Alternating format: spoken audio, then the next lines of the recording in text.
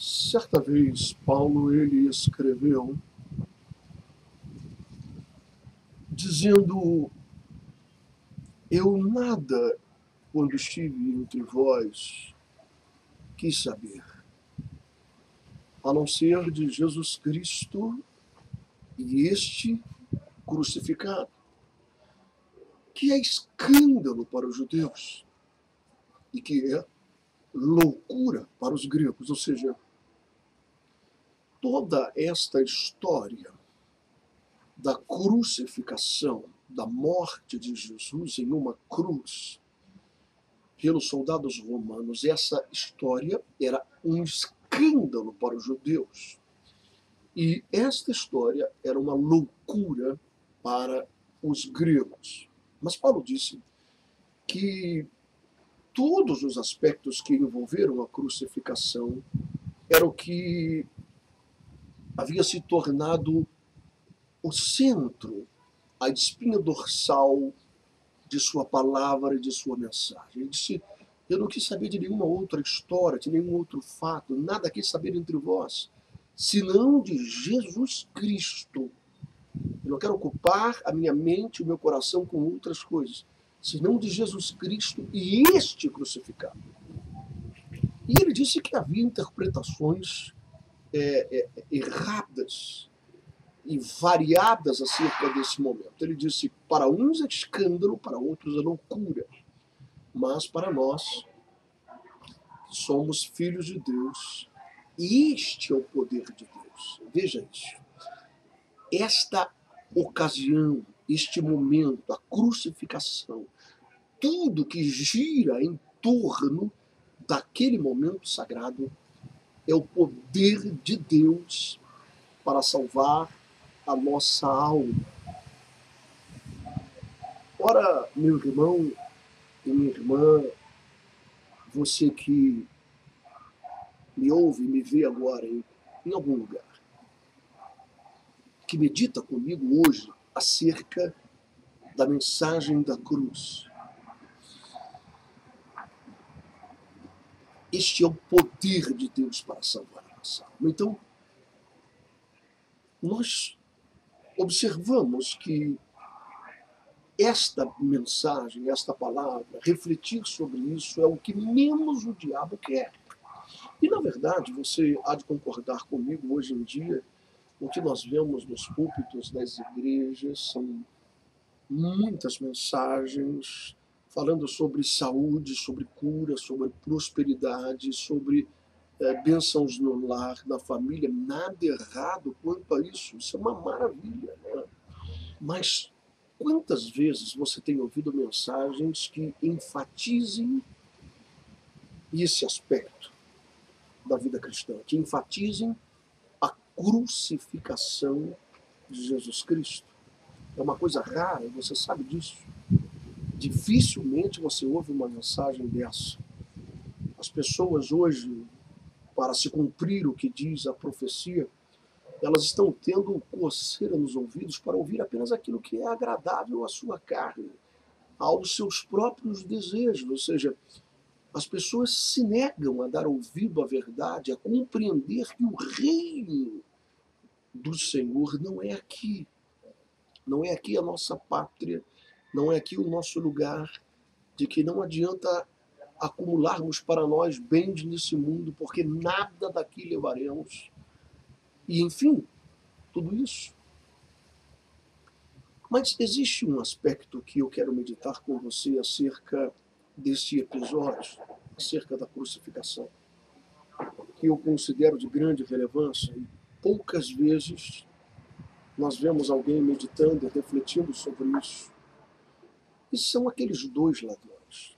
Eu acredito que nada em relação a Jesus aconteceu por obra do acaso, da coincidência. E esses dois ladrões que foram crucificados com ele, um à sua direita, outro à sua esquerda, eles têm, sem dúvida alguma, uma representatividade. Eles têm, sem dúvida alguma, sobre si algo que é de grande valor, de grande importância para mim e para você. e que às vezes nós deixamos isso passar de forma desapercebida, não damos o real valor a isto. Ora, se a crucificação é o cerne da revelação de Deus, o centro de toda a palavra de Deus, como Paulo disse, nada mais é tão importante como Jesus Cristo e este crucificado, a compreensão disso é o fato mais importante para a história da raça humana.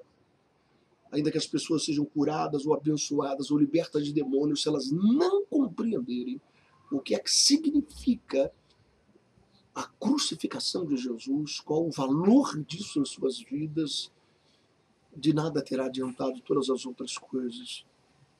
Então, nós entendemos que todo o Velho Testamento, as coisas que foram escritas pelos profetas antigos e todo o Novo Testamento que foi escrito pelos apóstolos de Cristo, todas as revelações da verdade, elas se convergem. E nesse momento de tão grande valor, de tão grande importância, de tão grande relevância para nós, estão esses dois indivíduos, um à direita e outro à esquerda. E eles estão mudos, calados, apenas morrendo, mas eles se pronunciam. Então, eu acredito que isso tem um valor muito grande. Um deles vira-se para o mestre e diz: Jesus, se tu é mesmo filho de Deus, porque, na verdade, as tuas mensagens, as tuas pregações, os teus ensinamentos, todas as pessoas da redondeza conhecem que tu diz que é o filho de Deus. Se tu é mesmo filho de Deus, então eu estou disposto a crer. Olha, eu estou disposto a te seguir, a acreditar na tua mensagem e entregar a minha vida e me tornar seu discípulo. Mas se isso é verdade, desce dessa cruz e nos tira daqui também. E Jesus olhou para esse homem e não respondeu uma palavra sequer. O outro ladrão vira sua cabeça para a cruz do centro e também para o outro ladrão que estava do outro lado, e ele diz: você não está percebendo, você não consegue discernir, você não tem compreensão do que está acontecendo aqui. Nós estamos recebendo o que os nossos feitos realmente mereceram. Nós somos ladrões, nós somos pecadores, nós somos pessoas transgressoras da lei e nós merecemos essa morte de vergonha, de dor. Mas ele nada fez. E ele vira-se para Jesus e diz assim: Senhor, lembra-te de mim quando tu entrares no teu reino. Que coisa maravilhosa, né? Duas maneiras diferentes de encarar a cruz de Jesus. Duas formas diferentes de visualizar, de entender o que é que significa a morte de Jesus na cruz.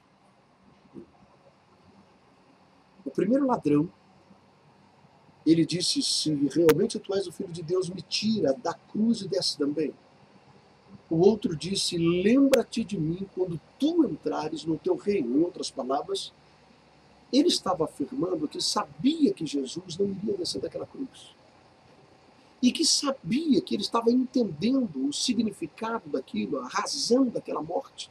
E que ele estaria, a partir daquele momento, assumindo um trono, o seu reino, vencendo o diabo, pisando, esmagando a cabeça da serpente. Estaria se cumprindo uma profecia muito antiga, que se deu no jardim do Éden, quando o homem e a mulher pecaram, comeram da árvore do conhecimento do bem e do mal e sofreram a consequência drástica da morte, da destruição, de se apartarem da glória de Deus. E por extensão toda a raça humana, todos os seus descendentes. E ali Deus trouxe uma profecia. Ele disse: do ventre da mulher nascerá aquele que esmagará a cabeça da serpente. Ele estava falando exatamente sobre isso, sobre a derrota do diabo. Você lembra quando Jesus estava sendo tentado naquele deserto? O diabo disse a ele assim: olha, Jesus, em outras palavras, eu sei o que tu veio fazer aqui. Um dos ladrões, ele via em Jesus e em sua morte na cruz apenas benefício para a sua vida aqui e agora. Ele disse: se o Senhor é mesmo o Cristo, então eu só posso entender isso se tu desceres dessa cruz. Para que morrer? Para que perder a sua vida e derramar o seu sangue aí nessa cruz e morrer como um ladrão? Não, eu só posso entender que tu és o Cristo se tu desceres dessa cruz de uma forma triunfante, mostrando que tu és o Filho de Deus e me tirar desse sufoco também. Então, essa era a única forma dele ver, dele encarar a crucificação. Benefício próprio, escapar dos seus sufocos, conquistar os seus sonhos e ter à sua disposição o poder de Deus para se beneficiar. O outro, ele conseguiu encarar aquilo que é eterno. E é isso que Paulo diz. Nós devemos olhar para aquilo que é invisível e eterno, não para as coisas que são visíveis, mas na verdade elas são passageiras. Quando Jesus estava sendo tentado pelo diabo naquele deserto, você observou esse detalhe. Satanás, ele diz: veja, Satanás está dizendo para Jesus: se tu prostrado me adorares, eu te darei de graça a glória e o domínio de todos os reinos que existem na terra, porque me foi dado e eu dou a quem eu quiser. Veja, ele não estava mentindo, não haveria força nessa tentação se estivesse baseado em uma mentira grosseira. Jesus sabia que ele estava falando a verdade, que alguém havia entregue ao diabo a glória e o domínio de todos os reinos. E esse alguém não foi Deus, não foi o Espírito Santo, não foi Jesus, mas foi o homem. Quando ele pecou, ele entregou nas mãos do diabo a autoridade e o domínio de todos os reinos que possuía, ele possuía. Deus criou o homem à sua imagem e semelhança e disse a ele que ele deveria crescer e se multiplicar na terra e dominar sobre os peixes no mar, sobre as aves no céu, sobre as feras no campo. Ele tinha controle e domínio sobre tudo. O homem não conhecia enfermidade, doença, velhice, suas mãos não enrugavam, seus cabelos não embranqueciam. Ele foi criado para ser imortal. A imagem e a glória de Deus. E ele entregou isso a Satanás. E era isso que o diabo estava falando. Ele disse: eu sei o que você veio fazer aqui. Eu estava lá e eu ouvi a profecia. Você veio esmagar a minha cabeça para tomar de volta o que eu roubei do homem. O homem agora tem sido meu escravo, dominado pelo pecado. Eu tenho governado a terra e passeado por ela. Eu tenho sido o príncipe desse mundo. Tu veio buscar isso de volta. Não precisa de cruz. Veja a aversão que o diabo tem da cruz. Veja quantas vezes ele tentou desviar Jesus daquela cruz.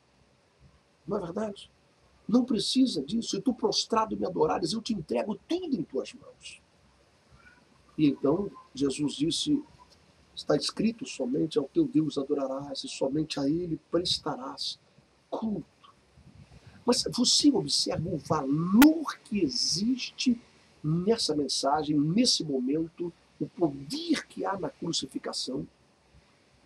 Porque Satanás, a questão do diabo não era que Jesus curasse enfermos ou expulsasse demônios ou andasse sobre o mar, ou fizesse sinais, milagres e maravilhas. A questão maior para o diabo era se ele morresse naquela cruz. Porque se ele não morresse na cruz, o enfermo um dia morreria, o enfermo curado um dia morreria, o cego curado iria um dia morrer, o gadareno liberto de demônios um dia iria morrer, a prostituta liberta de sua vida iníqua um dia iria morrer. E para onde iria essa gente? De que adiantaria para elas terem sido abençoadas, libertas, transformadas, curadas de suas chagas e de suas doenças? De que adiantaria? Então, Satanás concentrava sua atenção nesse momento que hoje é desprezado nos púlpitos das igrejas, que hoje é desprezado no coração da maior parte das pessoas, e que Paulo chamava a atenção. Esse é o cerne do Evangelho. Eu nada quis saber, não quero saber de mais nada, a não ser a Jesus Cristo e este crucificado. Alguns interpretam de uma forma, outras de outra. Para uns é loucura, para outros é insanidade, é estupidez, é ignorância, não há discernimento sobre isso. Mas para nós, para mim, esse é o poder de Deus para salvar a minha alma. Então, você observa quando Jesus ele falava com os apóstolos sobre a sua morte na cruz, né? E Pedro então disse: olha, Jesus, agora há pouco eu recebi uma revelação. Foi o Senhor mesmo que disse, que não foi carne e sangue que me revelou, mas foi o Pai que está no céu. A revelação foi que tu és o Cristo, Filho do Deus vivo. E todo mundo aqui testemunhou que o Senhor falou que foi uma revelação divina. E Pedro então diz: pois agora eu tenho outra revelação. Outra revelação. Estou até arrepiado. Segura. Isso jamais te acontecerá. De maneira alguma. Nós vamos sair daqui, vamos arrumar as trouxas, vamos embora de Jerusalém, só vai fazer sinais, prodígios, milagres, curar enfermo, ressuscitar mortos, expelir demônios, até ficar com 120 anos de idade, e o Senhor vai morrer de velhice. Mas cruz, não. E você conhece bem a história. Jesus olhou bem sério para ele e disse: arreda de mim, Satanás. Porque tu não cuida das coisas de Deus, mas está cuidando das coisas que são apenas humanas. Sem perceber e sem maldade, Pedro foi vítima de uma ingerência em seus pensamentos. E o diabo tentava usar a Pedro, que acabara de receber uma revelação de Deus, para tirar Jesus do caminho da cruz. Veja como isso é o cerne. E quantas outras vezes, inclusive quando ele estava pendurado na cruz, os sacerdotes vieram e disseram: olha, nós estamos até dispostos aqui a mudar de ideia. Nós vamos fazer uma reunião e vamos te declarar o Messias. Vamos te declarar o Messias e vamos dizer que nós erramos, mas agora tu desce da cruz. Se você descer da cruz, nós vamos reconhecer que tu és o Filho de Deus. E o próprio ladrão, né, falou isso para Jesus também. Se tu desceres da cruz, estou disposto a crer. Paulo, certa vez, ele disse assim: eu já estou crucificado com ele. A vida que eu agora levo aqui nessa carne, eu vivo unicamente pela fé no Filho de Deus que me amou e por mim ele se entregou na cruz. Observe isso, meu irmão, pelo amor de Deus. A importância e o valor disso, do que Paulo está dizendo.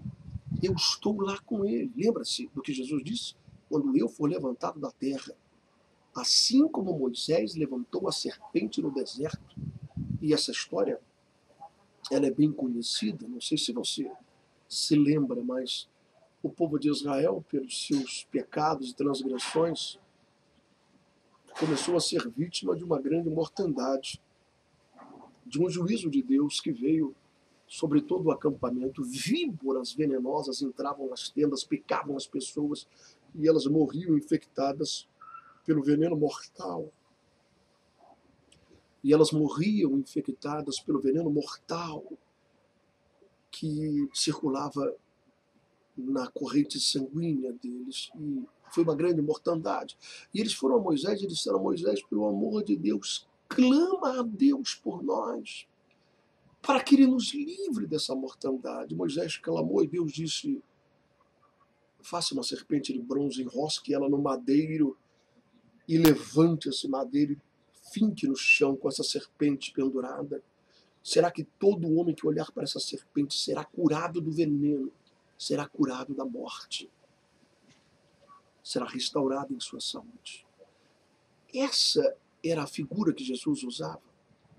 Por isso, o Velho Testamento nada mais é, como diz o escritor aos Hebreus, do que uma sombra do que haveria de se revelar. Jesus disse: assim como Moisés fez, eu serei erguido entre o céu e a terra. Por quê? E ele disse: e eu a todos atrairei a mim. O pecado, a iniquidade, esse veneno que circula nas veias, nas artérias da tua alma, você será curado no momento em que você simplesmente olhar pela fé e compreender a mensagem da cruz, que ele estava ali. Pedro, ele escreveu em sua carta dizendo o seguinte: ele, naquele momento, levou sobre si as nossas dores. O castigo que nós merecíamos estava sobre ele. E pelas suas feridas nós fomos sarados, sarados na carne, sarados das doenças físicas e espirituais, sarados do pecado, sarados de toda a corrente que nos dominava, o vício, a prostituição. Fomos libertos pelo seu sacrifício na cruz. Como eu não consigo entender, a maioria das pessoas hoje encaram Jesus apenas para receber bênçãos que são momentâneas. Isso não é o principal, não é o cerne do Evangelho. A cura das enfermidades, a bênção financeira, a felicidade na vida conjugal, ou todas as demais coisas que Deus possa fazer por você. Se você não tiver discernimento da mensagem principal, do cerne, da espinha dorsal do Evangelho, de que adiantará para você? Porque todos nós, ricos ou pobres, pretos e brancos ou amarelos, cristãos ou não, todos nós vamos para o mesmo lugar, vamos para o buraco, ou seja, todos vamos morrer e não vamos levar nada conosco. Não há nada mais importante nessa vida do que discernir a mensagem da cruz. E era isso que Paulo estava falando. Por isso o diabo tinha tanta preocupação, porque naquele momento Cristo estaria esmagando a cabeça da serpente e devolvendo a mim, devolvendo a você a autoridade, o domínio e o controle de todas as coisas nesse mundo.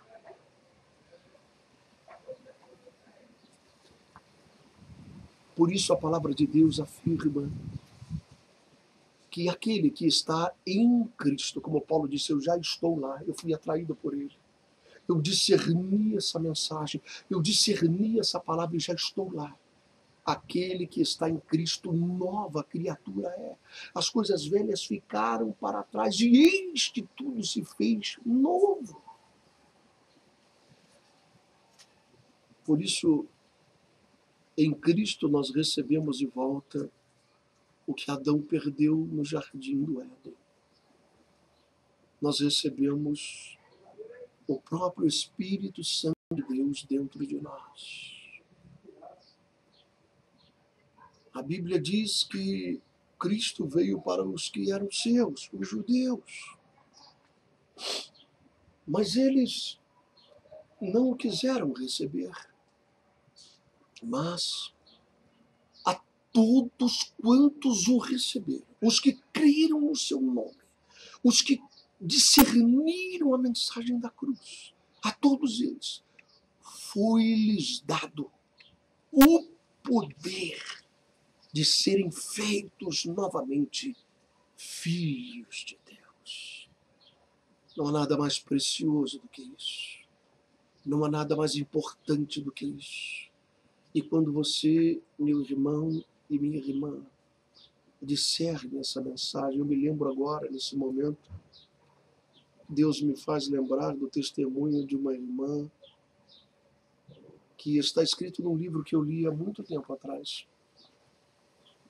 E ela testemunhou dizendo que estava no leito de um hospital aguardando a morte. Seu estado era gravíssimo. Ela estava com pneumonia, os seus pulmões inteiramente infectados e ela estava aguardando a morte. Mas ela começou a ler a Bíblia. E ela abriu justamente na carta de Pedro. Quando ele falou sobre isso, ele levou sobre si nossa doença. Ele carregou nossas enfermidades, nossas mazelas. Toda maldição que estava sobre nós foi quebrada sobre ele. Ele se tornou maldito por nós. Ele levou os nossos pecados, as nossas enfermidades. Aí ela parou para pensar e disse, ué, mas duas pessoas não podem levar o mesmo pecado? E duas pessoas não podem levar a mesma enfermidade? Ele já levou. Eu creio nisso. E naquele momento, ela se levantou e ficou completamente curada daquela enfermidade. E os médicos ficaram apavorados com aquele grande milagre que aconteceu. Simplesmente ninguém botou a mão sobre ela, ninguém orou por ela, mas ela tomou posse de uma grande verdade. Ela discerniu a mensagem da cruz. O que é que aconteceu ali no Calvário? E ao tomar posse, ela recebeu aquela grande bênção. Meu irmão, minha irmã, você que me ouve, me vê aí em seu computador, em seu celular, enfim, medite sobre essas coisas. Medite sobre essas coisas, porque elas podem fazer toda a diferença na sua vida. Nós não devemos, conforme disse Jesus, andarmos ansiosos pelo que havíamos de vestir ou comer. As pessoas estão assim, embaraçadas apenas com essas coisas. Elas abarrotam os santuários, as igrejas, em busca dessas coisas, do que vão vestir, do que vão comer. As igrejas estão abarrotadas de pessoas que pensam apenas em si próprios. É como o diabo falou para Jesus, né, naquele deserto, a outra tentação. Se tu é o filho de Deus, manda a pedra virar pão. Ou seja, usa o poder de Deus para saciar a tua necessidade. E Jesus disse, não. O homem precisa de pão. O homem precisa ser abençoado nas suas finanças, ter alegria, ter felicidade na vida conjugal, na vida sentimental, ter prosperidade, ter saúde, tudo isso. Mas nem só de pão viverá o homem, mas de toda a palavra que sai da boca de Deus. Então, nós não podemos nos deter a essas coisas. Jesus falou assim, não fiquem ansiosos, não concentrem a atenção de vocês nisso. Deus é vosso Pai. Ele ama vocês, Ele tem prazer em presentear, em abençoar. Quando vocês menos esperarem, estará nas mãos de vocês aquilo que o coração de vocês deseja. Ele vai satisfazer o desejo do coração de vocês. Não andem preocupados com isso, mas buscai em primeiro lugar o reino dos céus e a sua justiça, porque essas demais coisas, elas são acrescentadas, ou seja, elas não são aquilo que é o principal, não é? Mas elas são bênçãos acrescentadas àquela que é a fundamental, acrescentadas àquela que é a primordial, que é o discernimento da mensagem da cruz, que é ter o teu nome escrito no livro da vida, que é ser uma nova criatura, que é ser filho e filha de Deus.